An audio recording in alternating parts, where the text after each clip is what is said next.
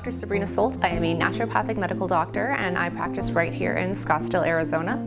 I've been doing regenerative therapies for coming up about 10 years and I do all the modalities that you could possibly think of. Everything from PRP, prolotherapy, all the way up to the various types of stem cells and all the birth tissue biologics as well.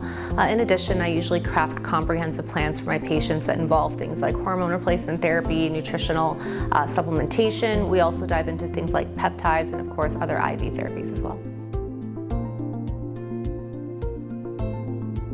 So there's actually 3 key ingredients men need for a successful erection. Number one thing being that you have to have adequate hormone production, you have to have adequate nerve conduction, and then of course you have to have adequate blood flow.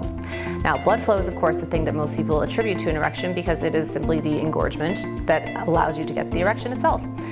When the blood flow is what's being attacked, of course we do get the damage to the actual blood vessels themselves, and that'll actually prevent those little flaps that are meant to be in the blood vessels from actually holding the blood in the penis. ED is actually really common, and it actually changes with the age demographic of the men. So they do say that roughly 30 million men just in the United States alone have some degree of ED, but when it comes to the age demographic, they'll say roughly 40% of men in their 40s, 50% in their 50s, 70% in their 70s, and it's really sad because that also means that now 70% of these men are dealing with more health issues beyond just ED too.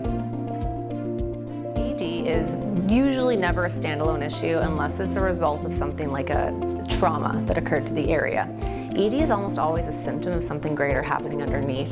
The most common things are actually some degree of cardiovascular dysfunction or some degree of blood sugar dysregulation, so diabetes, pre-diabetes, and it can be type 1 or type 2. And there usually is also a hormonal component involved as well. So we usually like to check to see if a guy's testosterone levels, for example, are adequate.